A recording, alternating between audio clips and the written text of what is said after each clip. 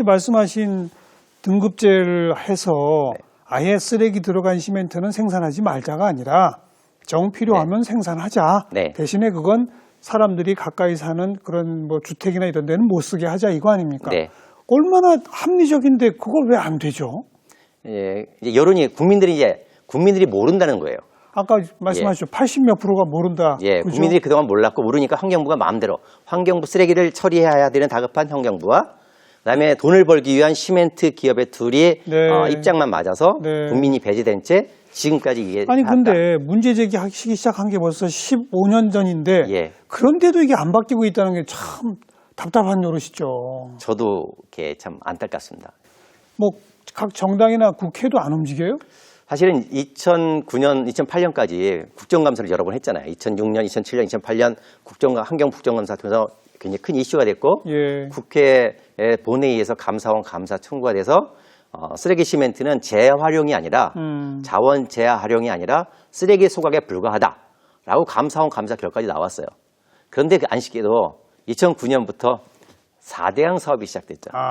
그래서 쓰레기 시멘트 이렇게 올라왔던 여론을 그냥 사장시켜버린 지금 그래서 10년을 잃어버렸죠. 네. 저는 그동안 다른 일에 또 이제 매이게 됐고 해서 예, 지금 근데 다시 그래서 이제 시작하고 있는 겁니다. 그다음 또 목사님이 그 난개발 현장 고발로도 또 유명하시잖아요.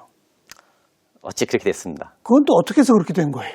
이제 좀 조용히 살고 싶었어요. 네. 요즘 또 사실은 집값, 전세값들이 워낙 비싸지잖아요. 예. 그래서 안양에 살고 있었는데 뭐 집값이 워낙 많이 올랐어요. 그래서 좀 이제 이사를 가야 될 때가 됐고 전세 만기가 됐고 그래서 집값이 싸고 좀 조용한 산이 있는 곳을 찾다 보니까 용인이 나오더라고요. 예. 용인에 산 밑에 조용한 집이 있길래 예. 그건 이제 아파트 이사 갔죠. 예. 그게 몇 개월이었어요. 그러니까 제가 가는 곳마다 하나님은 이미 문제가 있는 곳을 끌고 가다 주시거든요. 어떤 문제가 있었어요, 거기는? 초등학교가 있고 그 마을에 초등학교가 있고 초등학교 옆에 운동장 옆에 산이 있는데 이사 간 지 몇 개월 뒤에 알고 보니까 거기에 산을 깎고 바로 운동장에 초등학교 운동장에 붙어 있는 산을 깎고 콘크리트 혼화제라는 그러니까 집을 지을 때 네. 물로만 시멘트를 물로만 비비는 게 아니라 혼화제라는 화학물질이 들어가요. 근데 거기에 뭐가 들어가냐면 포르말데히드, 나프탈렌, 시클로헥산, 메틸알코올 이렇게 뭐 발암물질과 유독물질로 만들어져요. 그걸 만드는 회사의 연구소가 들어온다라는 거예요. 아니 초등학교 앞에 말이 안 되죠. 그래서 환경영향 평가를 봤더니 전부 거짓이에요. 심지어 화학물질을 다루니까 폐수가 엄청 많이 나옵니다. 예. 시멘트를 실험하니까 폐수가 어마어마하게 나올 수밖에 없어요. 예. 설계도를 입수했어요. 예. 그랬더니 거의 한 30톤짜리의 폐수 처리장이 있어요. 근데 폐수가 발생하지 않는다라는 거짓말로 인허가를 다 받은 거예요. 그래서 그것 때문에 그걸 이제 주민들한테 밝혀내고 설명하고 하다 보니까 이 업체가 이제 저를 저 때문에 이제 뭐 사업이 잘 안 되니까 그렇죠. 저를 이제 명예훼손 고발을 해서 거의 5년 6년을 이제 제가 재판하고. 예, 그래서 그 시간을 그렇게 하다 보니까 난개발을 이제 하게 된 거죠. 그러니까 원래 처음엔 난개발 반대가 아니라 공장 그 연구소라고 그랬나요? 네. 연구소 들어서는 거 반대 운동을 또 하셨던 거구만. 네. 그죠? 아이들에게 숲을 지켜주기 위해서. 바로 그 새소리가 아이들 교실에 들리거든요. 네, 그런데 네. 그 아이들 교실에 들리는 거기에 유해 물질을 다루는 시설이 들어온다. 이제 그리고 정당한 절차도 아니고. 아무튼 그건 막아내셨어요? 사실 제 20년 환경운동사에 처음으로 졌습니다. 결국은 들어섰어요? 예. 그러니까 어떻게 되냐면 다 이겼어요. 그래서 1심까지도 전부 거짓이고 다 밝혀냈고 그런데 2심에 어떤 일이 벌어졌냐면 원고 자격이 없다. 사실을 뒤집을 수 없잖아요. 모든 것들을 하나하나 정말 수년 동안 밝힌 거를 사실을 뒤집을 수 없으니까 원고 자격이 없다라는 이상한 판례를 하나 가지고 와서 그냥 재판이 기각이 됐어요. 왜 원고 자격이 없다는 거예요? 그 지역 주민인데? 그러니까 이제 아주 복잡합니다. 그래서 그 환경평가상에는 충분한데 이게 이제 저희가 용인시에 허가 당시에 소송을 제기한 적이 없었다. 그래서 아니, 복잡한 법 논리를 또 그래서 동원했군요. 이게 행정심판에서 경기도 행정심판에서 진 사건에 대해서는 알겠어요. 제3자가 들어와서 할 수가 없다. 이런 뭐 논리로 이상한 논리로 해가지고 결국은 들어서고 말았어요. 예, 결국 불법. 근데 이제 더 재밌는 건요. 근데 아까 말씀하신 그 회사 측에서 목사님을 뭐 명예훼손 등등으로 고발했던 거 그건 어떻게 됐어요? 이겼죠. 그건 다 이겼고. 예, 검사가 저한테 제가 얼마나 큰 잘못을 졌길래 징역 5년을 구형했습니다. 헉, 검찰이? 예, 1심 무죄, 2심 무죄, 대법원까지 가서도 무죄에서 이겼고요. 뭐 네. 4억 2,700만 원 손해배상 청구한 것도 이제 기각. 그래서 모든 것을 다 이겨냈죠. 네. 그러나 어쨌든 들어서긴 들어서 버렸네요. 예, 들어서긴 했는데 운영을 못 하고 있습니다. 운영은 못 하고 있어요? 예, 또 건설업자하고 건설업자에게 돈을 못 줘가지고 압류가 돼서 서로 소송 중에 있습니다. 참. 근데 이제 그걸부터 시작해서 들여다 보니까 용인시의 난개발이 워낙 많더라. 예. 이걸 고발해내신 거 아니겠어요? 저로 인해서 용인시의 난개발이 크게 이슈가 됐고, 3년 전에 이제 선거가 있었잖아요. 네. 그때 이제 시장에 나선 분이 내가 시장에 당선되면 난개발 특위를 만들겠다라고 공약을 했고 당선됐고 네. 자기 약속을 지켜서 시장 1호 사인으로 난개발 특위 서명을 했습니다. 그 난개발 조사 특위의 위원장 하셨죠? 네. 그 활동 끝났나요? 예, 1년의 하기로 임기는 1년이라서 예. 1년 동안 용인시 전체를 다니면서 드론을 가지고 다니면서 예. 사진을 찍고 문제점을 조사하고 유형별 대안들을 만들어냈죠. 요겁니다. 여기 이제 백서. 예, 그 두 가지 백서를 활동 결과를 다 묶어가지고. 예, 이렇게 해서 네. 유형별 대안들을 만들어낸 대한민국 최초의 지자체에서 부끄러운 자기 고백이잖아요. 그렇죠. 사실은. 굉장히 큰 용기라고 할 수 있죠. 근데 이렇게 여기저기 난개발 실태를 알려주는 백서 아니겠습니까? 예. 저기서 끝나면 안 되죠. 그래서 지금 경기도로 확산돼 있고요. 아니, 그것 떠나서 네. 더 이제 새로운 어떤 거축 인허가를 할 때 네. 이런 건 이제 안 된다. 뭐 이런 기준이 만들어져야 되잖아요. 그래서 저희가 처음에 제안한 게 있어요. 단지 책꽂이에 꽂아놓기 위한, 보여주기 위한 백서면 우리가 할 필요가 없다. 실행할 의지가 있느냐라는 것을 분명히 다짐을 했고요. 예. 그리고 시장님께서 그래서 조례를 바꿨습니다. 이전에 완화되었던 경사도가 완화해서 무참하게 깎여지고 있던 경사도의 기준을 강화했고, 그다음에 이제 진입도로 산 꼭대기까지 이렇게 진입도가 이런데 개발돼 올라가잖아요. 네, 네. 이에 있던 진입도로 기준이 없던 것을 15% 이렇게 낮췄습니다. 그다음에 옹벽 높이를 5m 있던 것을 3m로 가정화되고, 그래서 다양한 그런 조례 개정과 기준들을 강화시켰죠. 그래서 난개발을 네. 막는 많은 효과를 가져왔습니다. 예. 근데 그게 이제 앞으로는 경기도로 확대되고 있다? 네, 경기도 가고 있고 어. 이제 전국에 이제 계속해서 이제 이슈화 시켜 나가고 있는 거죠. 얼마 전인가 여수 난개발도 고발하셨죠? 네. 여수는 또 어떻게 돼 있어요, 지금? 얼마 전에 여수에서 MBC 기자가 전화가 왔어요. 여기서 이런 난개발이 있는데 목사님이 난개발 전문가라고 한다고 그래서 설명 좀 해달라. 예. 그래서 들어보니까 너무 심각하더라고요. 그래서 바로 달려갔죠. 가서 봤더니 제가 대학생 때 가봤던 여수의 그 아름답던 돌산도가 온통 펜션들로 엉망인 거예요.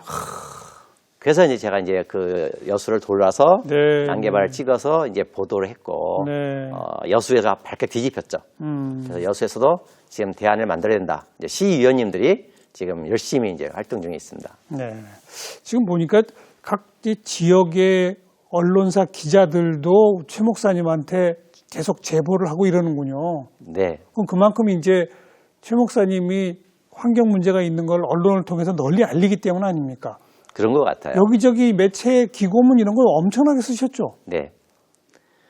지금까지 이제 그러니까 제가 단체도 아닌 아무것도 아닌 제가 이렇게 환경운동을 할 수 있었던 힘이 네. 그런데 열린 공간, 인터넷이라는 열린 공간 매체가 있기 때문에 그걸 통해서 가능했던 것 같아요. 그렇죠. 그러니까 여러 매체의 기사를 통해서 이제 세상을 바꿔나가고 있는 거죠. 그런 환경 기사로 상도 많이 타셨고, 네. 그죠? 그 기사들 중에 제일 많은 조회수를 기록한 기사가 뭔지 기억하세요? 예. 뭡니까? 알고는 못 먹는 홍합탕. 홍합. 예. 근데 그게 기사 하나가 500만 명이 넘게 본 게 있습니다. 네, 500만. 500만이 넘었는데요. 어떤 내용이에요? 홍합이 어떤 문제가 있는 겁니까? 우리가 홍합 그러면 이렇게 짬뽕이 많이 들어오잖아요. 예. 짬뽕 시키면 까만 홍합이 들어오죠. 근데 사실은 홍합이 아니고요. 정확한 이름은 홍합을 닮은 지중해 담치라는 거예요. 담치? 예, 지중해 담치인데요. 바로 이거예요. 이건데요. 여기다 키워요. 그게 뭐예요? 폐타이어예요. 타이어? 예, 폐타이어. 우리가 자동차 타고 다니는 타이어. 예. 그걸 이렇게 잘게 썹니다. 잘게 썰어서 여기 보면 구멍이 있잖아요. 예. 구멍에 줄을 쭉 엮어서 여기다가 그 지중해 담치, 홍합, 종패를 붙여요. 씨앗들을. 어. 그래서 쭉 바닷물 속에 넣어가지고 바닷물 속에서 키우는 거예요. 양식을 하는 거잖아요. 예. 어. 그러니까 여기에 그 지중해 지중해 홍합이라는 것들이 여기에서 뿌리를 내리고 바닷물 속에서 자라는 거죠. 네, 네. 그러니까 이게 과연 근데 안전할까라는 왜 거예요. 하필 폐타이어에다가 해요? 어민들은? 썩지 않죠. 값이 싸죠. 그다음에 몇 년 뒤에 꺼냈을 때 털어내기만 하면 이렇게. 그래서 딱 털어내면 다 떨어져요. 아. 굉장히 사용이 편리하다. 그다음에 값이 싸다. 이런 여러 가지 장점 때문에 이 폐타이어를 사용하고 있죠. 근데 거기서 큰 그 담치, 네. 이 홍합에는 그럼 어떤 문제가 벌어지는 겁니까? 폐타이어 요거는 사람들이 많이 폐타이어 꼭 고무 아니야 그러잖아요. 네. 그러니까 천연 고무가 아니고요. 석유화학 제품 만들거든요. 아. 그다음에 이 폐타이어가 달리는 자동차의 고온, 고압을 견디려면 여기에는 어마어마한 유해 화학 물질이 들어가야 돼요. 예. 그 폐타이어는 안전한 물질이 아니거든요. 예. 그다음에 그 타이어를 만드는 회사에서 백혈병이나 암이 많이 발생하잖아요. 근로자들이. 그 원인인데 안전하지 않은데 이거를 여기에 바다에 넣어서 홍합을 키운다. 그러면 홍합의 안전성에도 문제가 있고 여기에 바다에서 사가요, 이게. 그럼 바닷물을 오염시키는군요. 예, 바다에도 미세플라스틱과 유해 물질이 바다로 나가죠. 그래서 바다 생태계도 건강하지 않고 이걸 먹는 국민 건강에도 안전하지 않다라고 할 수 있는 거죠. 우리가 그 미세 플라스틱, 폐플라스틱 얘기하면서 바다로 다 빠져들어가니 바다에 못 들어가게 해야 한다 막 그러는데 이건 그냥 양식이라고 하는 이유로 바로 그냥 바닷속에 집어넣는데도 눈 감고 있었군요. 네. 그래서 그 사용한 폐타이어를 꺼내는 거 나오면 보면 다이가 너덜너덜해요. 바닷속에 사가가지고. 홍합뿐 아니라 굴 양식도 문제 있다고 뭐 하지 않으셨어요? 네. 굴은 또 어떤 문제가 있습니까? 굴은 이제 종패를 이제 붙이잖아요. 굴 씨앗을 붙이는데 예. 일본에서 들어온 가리비라든지 아니면 굴 껍질에 이제 붙여요. 예. 근데 이거 좀 줄을 쭉 엮어서 이제 바닷물 속에 집어넣는데 얼마나 굴이 돌덩이잖아요. 굉장히 무겁죠. 네. 바닷물 속에 가라앉으면 안 되니까 위에 떠 있게 하기 위해서 부표를 해야 되는데 이 부표를 뭘로 만드냐면 스티로폴로 만듭니다. 스티로폼? 예, 그래서 그걸 부위, 스티로폴 부지, 부위 부자라고 하는데, 이 스티로폴이 문제예요. 스티로폼도 석유화학 물질 아닙니까? 예. 네. 근데 단지 석유화학 물질이란 것보다도 가볍잖아요. 굉장히 사용이 편리해요. 그렇죠. 그런데 만지면 부서지죠. 잘 부서지잖아요. 어. 그러니까 파도에 잘 부서지고, 그 다음에 햇빛에도 잘 사가요. 푸석푸석. 근데 말씀 들어보니까 굴 양식에 쓰는 부표뿐 아니라 네. 어민들이 건물 같은 거 던져놓고 표식할 때도 대부분 그거 쓰지 않아요? 바다에 다 그게 떠 있죠. 어마어마하게 정말 그러니까요. 남해 바다에 가면 어. 하얗게 정말 꽃이 핀 거, 바다 위에 꽃이 핀 것처럼 끝없이 펼쳐져 있죠. 스티로폼이 딱 있죠. 네. 예. 그래서 슬프게도 거기에 대한 규제가 전혀 없어요? 네. 그러니까 정부가 해양수산부에서 대체제를 만든다라고 하고 이미 문제 심각성을 아니까 네, 네. 하고 있는데 어민들의 비용 문제 때문에 그래서 지금까지 벌써 문제 제기된 게 오래됐는데 지금도 그냥 스티로폼이 가장 많이 사용되고 있고요. 전 세계 우리가 요즘 미세 플라스틱의 바다 오염 문제 심각하잖아요. 예. 근데 전 세계에서 바다 오염 중에 미세 플라스틱이 가장 많은 나라는 대한민국이에요. 아. 바로 스티로폼 부위 때문에. 네. 그래서 조사를 해보니까 90%에서 95% 바다의 미세 플라스틱의 90에서 95%는 스티로폼이었다. 그래서 이거는 국가적인 재난이다. 뭐 이렇게 각종의 고발을 해내고 계시고 고발의 결과 막아내기도 하고 규제를 새로 만들기도 하고 그러는데 여전히 안 되고 있는 것이 많군요. 네. 바뀌는 것도 있고, 뭐, 제가 일본 이제 석탄재 수입이라든지, 네. 일본에서 들어온 악성 쓰레기 같은 경우는 바로 일본 항해에서 돌려보내고, 뭐, 수입 금지도 하고, 그다음에 뭐, 기준도 만들고 하는데, 예. 또 여전히, 안 되는 게 또 있어요. 이거 같은 경우는 그러니까 어민들의 이익이 달린 문제다 보니까, 정부의 규제만으로도 안 되는 부분도 있다. 그래서 이거는 같이 노력을 해야 되지 않을까. 근데 우선은 국민들의 진실을 아는 게, 우선은 국민들이 그렇죠. 알면, 더 빨리 규제가 될 수 있으니까. 진실을 알게끔 하려면 우리 목사님의 고발이 계속 있어야 되고, 그죠? 네. 그럼 고발을 기사로만 쓰시는 게 아니라 선명한 사진으로 항상 꼭 보여주시잖아요. 글로만 하면 사람들이 실감을 못 느끼잖아요. 그러니까요. 그래서 이제 늘 현장에 가서 이제 사진 찍고 이제 드론으로도 사진 찍고 해가지고 사람들이 이제 눈으로 직접 네. 확인할 수 있는 기사를 쓰죠. 네. 그 한반도 지형도 사진 찍어가지고 우리들한테 알려주신 것처럼 네. 이 4대강 뭐 녹조 라떼 네. 그 사진도 지금 사람들이 많이 봤잖아요. 네. 진짜 이 녹차 색깔이 나더라고요. 녹차보다 더 저는 녹즙입니다. 그렇죠. 사진 찍는 거 어디서 배우셨어요? 배우진 않았고요. 사진 찍은 지는 오래됐습니다. 고등학교 때부터 찍었어요.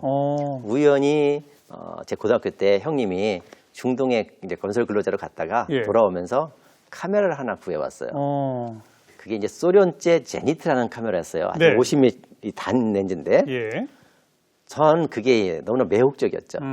그때부터 원래부터 자연을 가까이 살았으니까 꽃사진, 곤충 사진 찍는 게 너무 재밌었어요. 그래서 그때부터 사진을 찍기 시작한 게 대학교 가서 뭐 잡지사 사진 기자도 아르바이트하고 그다음에 결혼식 사진, 웨딩 사진도 찍어주면서 학비를 벌어가면서 이야. 했죠.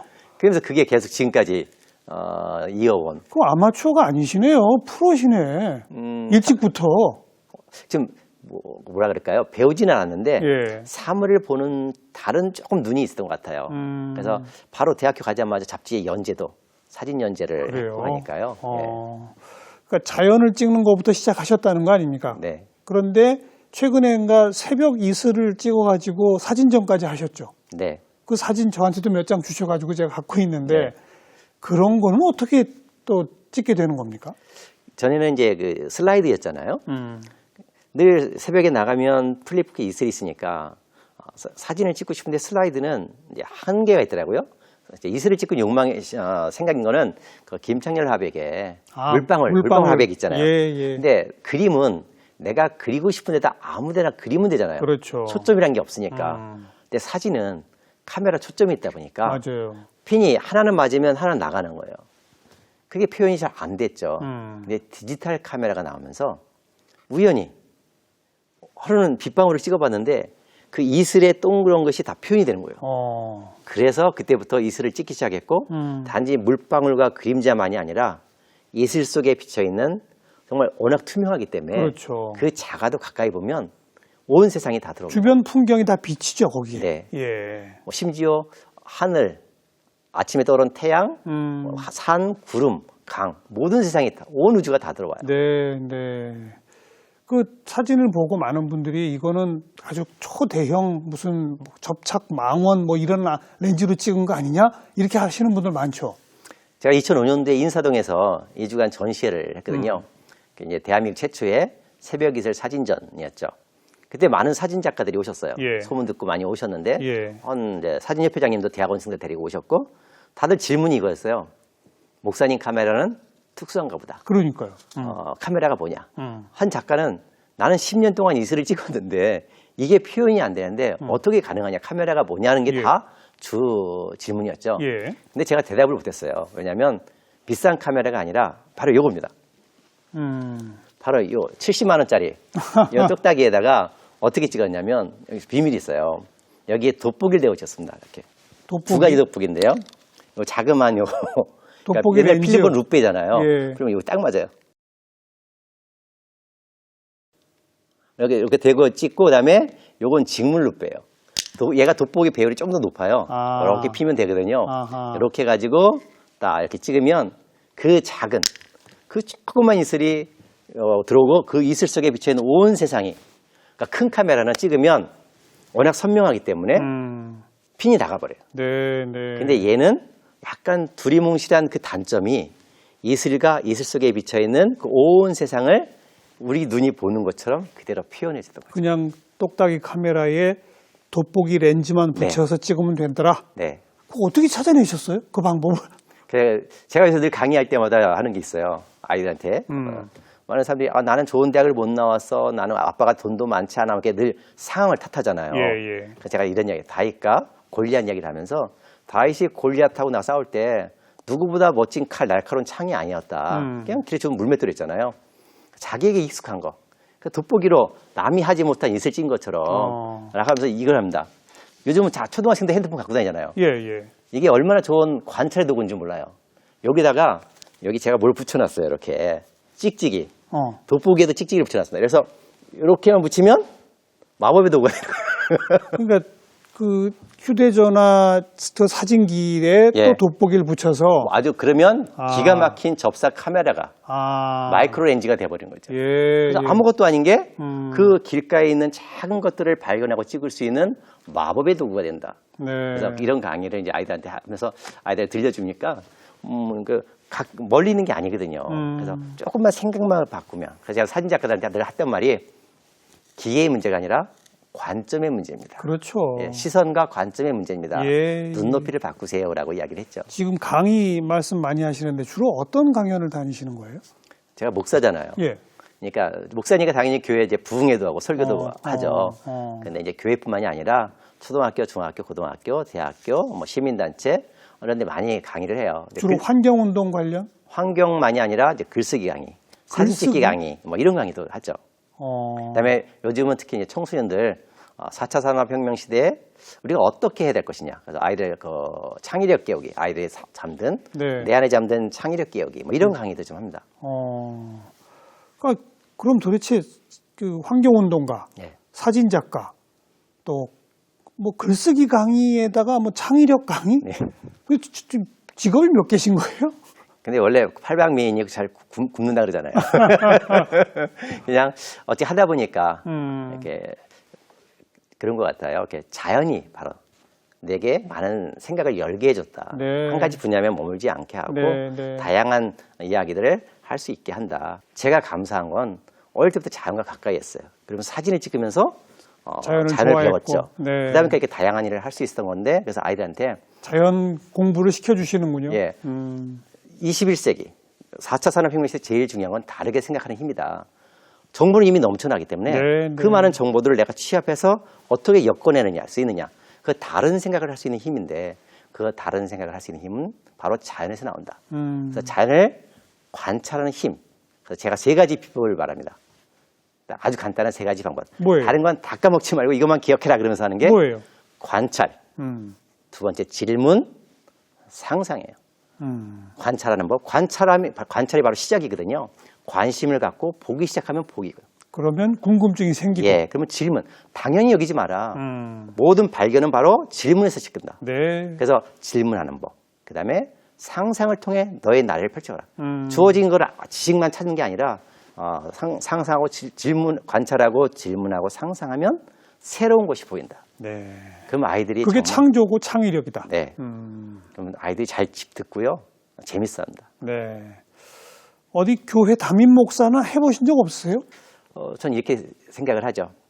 하나님은 교회를 만들지 않고 세상을 만드셨다. 그렇죠. 세상을 이 아름다운 자연을 만드시고 보시기에 좋다라고 했다. 그리고 그냥 보시고 좋다라고 감동만 하신 게 아니라 이 아름다운 자연을 잘 지키라는 사명까지 주셨다. 예, 예. 그러기에 목사이기에 목사란 교회에서 설교만 하는 사람이 아니라 바로 이 자연, 하나님 만든 아름다운 자연이라는 이 지구라는 교회를 돌보는 사람이다. 당연히 그러니까 목사가 환경을 지키는 거는 알겠습니다. 당연히 아니다. 이렇게 이야기하죠. 그래서 저는 뭐 목사가 교회가 없는 게 아니라 네. 이 지구라는 교회, 대한민국 국토라는 교회를 담임하고 있는 담임 목사입니다. 앞으로도 계속 활동 이어가 주시길 바라고 혹시 계획 있으시다면? 이제 그동안 이제 못 쓴 기사들이 많잖아요. 네. 사실 국토가 너무 아프니까 여기저기 아픈 국토 현장들도 많고 가야 할 곳도 많고 지금도 제가 못 간 곳이 많거든요. 네. 그래서 기사들을 써내야 될 게 좀 많이 더 있고요. 다녀서 더 고발 기사를 쓰겠다. 네, 고발 기사라기보다는 이제 치유하기 위한 예, 예. 기사를 써야 될 거고요. 그다음에 조금 전에 말한 청소년 창의력 책, 그렇죠. 예, 그다음에 또 교회. 요즘 코로나 위기로 사실은 이제 교회가 그 예배를 드리지 못하잖아요. 그냥 교회당만의 예배가 아닌 일상의 삶이 얼마나 중요한 예배인가라는 예. 부분에 대해서 관해서 저 책을 좀 써야 되지 않을까. 여러 가지 책도 쓰고 글도 쓰는 게 제 일이 아닐까라고 생각을 합니다. 우리나라 국민 또 우리 지구에 사는 모든 사람들을 위해서라도 하셔야 할 일을 계속 다 완수해내시는 게 중요할 것 같습니다. 네, 오늘 귀한 시간 좋은 말씀 잘 들었습니다. 네, 고맙습니다. 감사합니다.